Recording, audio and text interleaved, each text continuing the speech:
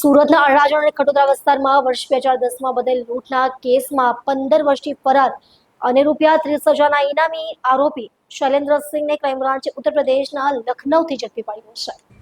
Crime બ્રાન્ચને મળેલી બાતમીના આધારે યુપીના લખનૌમાં વૃંદાવન સોસાયટીમાં દરોડો પાડી આરોપી શૈલેન્દ્રસિંહને તેના ભાડાના રૂમ પરથી ઝડપી લેવામાં આવ્યો।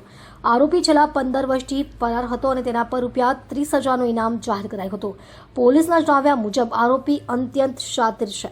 વર્ષ 2010માં લૂંટ કરી ફરાર થયા બાદ તેણે પિતાનું નામ બદલીને પોલીસને ગેરમાર્ગે દોરી હતી। જોકે તાજેતરમાં પકડાયેલા તેના સાથી અતુલસિંહ ઠાકુરની પૂછપરછમાં તેનું સાચું નામ તેની સાચી ઓળખાણ સામે આવતા ક્રાઇમ બ્રાન્ચ તેના સુધી પહોંચવામાં સફળ રહી।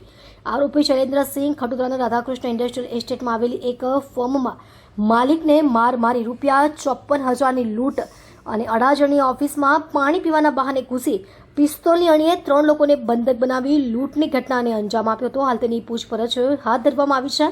આ લૂંટારાની ધરપકડ સાથે પોલીસે 15 વર્ષ જૂના કોલ્ડ કેસનો પર્દાફાશ કર્યો છે।